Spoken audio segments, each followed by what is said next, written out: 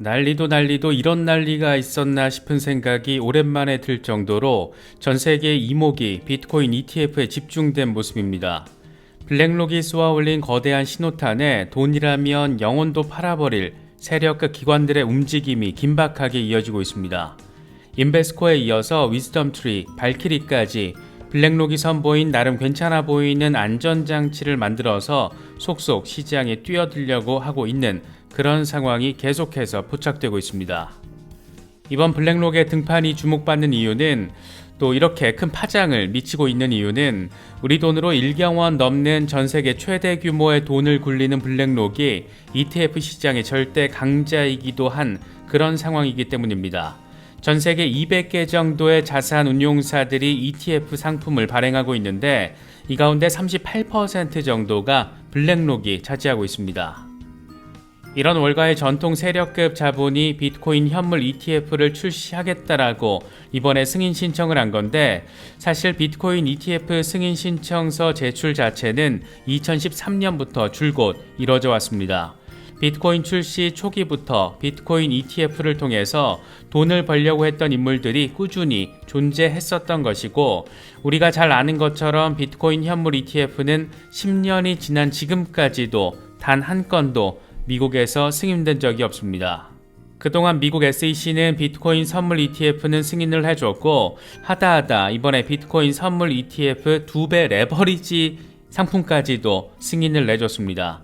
선물 ETF는 시카고 상업거래소나 시카고 옵션 거래소에 상장되어 있는 비트코인 선물 상품에 투자를 합니다. 다시 말해서 현물이 아닌 상품을 추종하기 때문에 현물 ETF보다 시장 조작 위험성이 낮습니다. 그동안 SEC는 시장 조작 위험, 이를 통한 투자자 보호장치 미비 등을 이유로 들면서 비트코인 현물 ETF 승인을 거절해 왔는데, 이번에 블랙록이 이 구멍을 채워버리는 시도를 하면서 승인 가능성에 대한 기대감을 고조시키고 있습니다. 블랙록은 비트코인과 관련한 시장 조작 위협을 방지하기 위해서 나스닥과 협력 감시 공유 계약 내용을 포함시키면서 기존에 제기됐던 우려점을 상쇄시키려고 노력을 했습니다. 특히 나스닥을 투입시켜서 그 상징성을 키웠고, 이런 꽤 의미 있어 보이는 상황이 확인되다 보니까 줄줄이 세력급 자본의 진입을 자극하고 있습니다. 여기서 나스닥의 등장을 꽤 눈여겨서 바라볼 필요가 있는데, 선물과 달리 현물 ETF의 경우에는 자산 운용사가 직접 현물 비트코인을 매수해서 보관을 해야 합니다. 별도 커스터디 업체에서 자산을 분리할 수도 있지만, 여기서 문제가 생겼을 때 책임 소재 이슈가 발생할 수 있기 때문에 규제 장벽이 훨씬 더 높다라고 할 수 있습니다. 그래서 블랙록이 감시 공유 시스템 관리 주체로 나스닥을 끼운 것은 꽤나 짱구를 잘 굴렸다, 이렇게도 바라볼 수가 있는데, 나스닥은 암호화폐 커스터디 사업 진출 의사를 공식적으로 밝힌 기업이라는 것도 생각해 볼 수가 있습니다. 다시 말해서 감시 공유 시스템의 주체일 수도 있지만, 파트너일 수도 있지만, 커스터디의 주체 내지는 파트너가 될 수도 있는 아주 안정적인 기업 나스닥을 이번 현물 ETF 상품에 밀어 넣어버린 겁니다. 인베스코, 위즈덤트리, 발키리에 이어서 이번에는 그동안 블랙록 ETF의 강력한 경쟁자로 지목됐었던 피델리티가 비트코인 현물 ETF 출시 신청을 준비하고 있다라는 소식이 전해졌습니다. 크립토미디어 더 블록이 업계 관계자 멘트를 인용하며 피델리티가 비트코인 현물 ETF 상장 관련 서류 제출을 준비하고 있다라고 밝혔습니다. 블랙록의 비트코인 현물 ETF 상장 신청의 영향으로 피델리티도 빠르면 현지 시간으로 6월 27일에 서류를 제출할 수도 있다라는 게 핵심적인 내용입니다. 안 그래도 최근 피델리티와 찰스 슈왑, 시타델 등 월가의 세력급 자본들이 모여서 직접 암호화폐 거래소를 출시시키면서 어마어마한 관심을 받았었는데, 피델리티는 여기서 한 발 더 나아가서 직접 비트코인 현물 ETF까지 발을 디디려는 시도를 하고 있는 겁니다. 블랙록이 혼자 다 헤쳐먹는 꼴은 죽어도 못 보겠다, 이런 심리도 엿볼 수 있는 것 같습니다.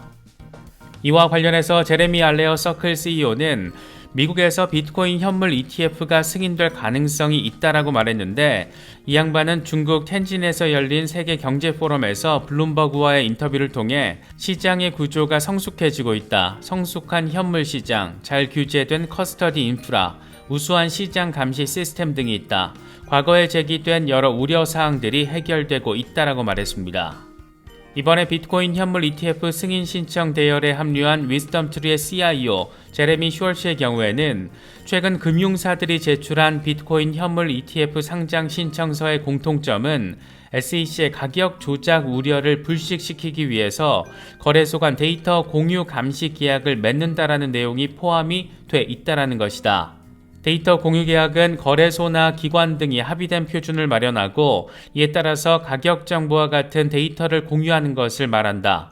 과거 SEC는 비트코인 선물 ETF가 현물 가격을 기반으로 움직이는데도 출시를 승인했는데 이건 SEC가 선물 시장 데이터를 공유받고 있다라는 점을 고려했을 가능성이 크다.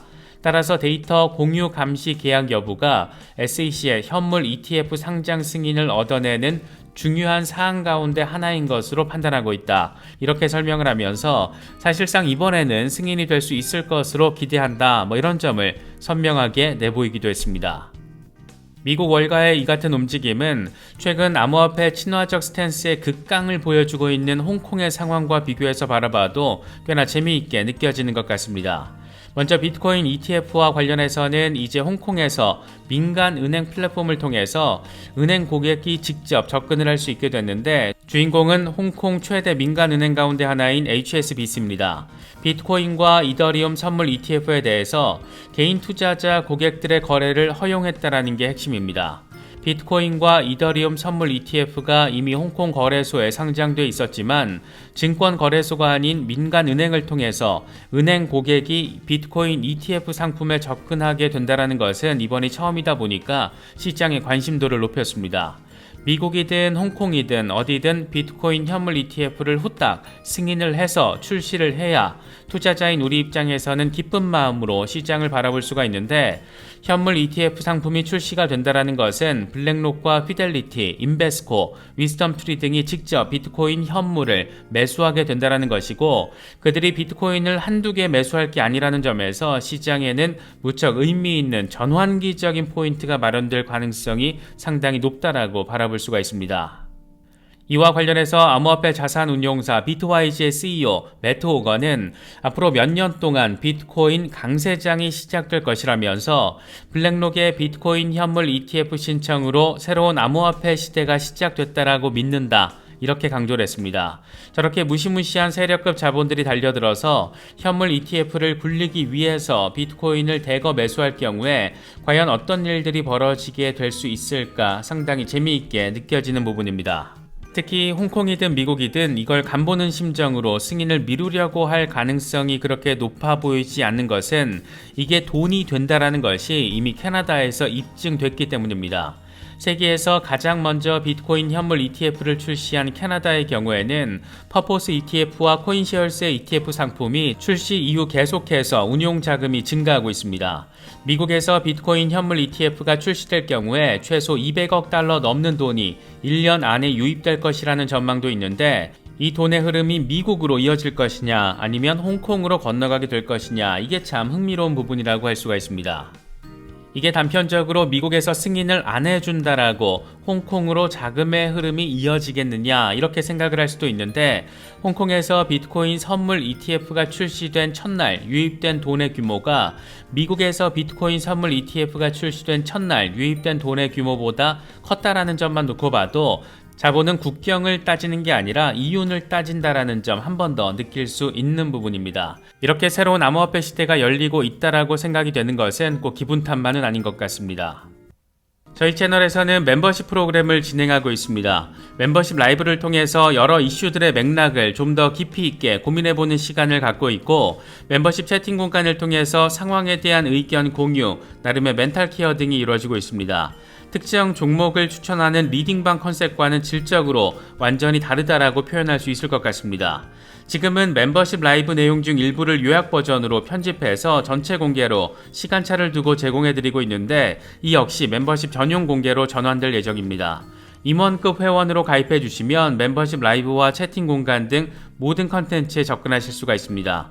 비용으로 따져보면 하루에 800원 꼴인데 공부에 투자하고 마음을 관리하는 비용으로는 충분히 가치 있지 않을까 생각하고 있습니다. 저희 채널 컨텐츠의 만족도를 느끼고 계시거나 지속적인 채널 성장을 응원해주고 싶으신 분들께는 멤버십 가입을 통한 채널 후원 부탁드리겠습니다. 이번에 준비한 영상은 여기까지입니다. 시청해주셔서 감사합니다. 지금까지 크립토 노마디였습니다.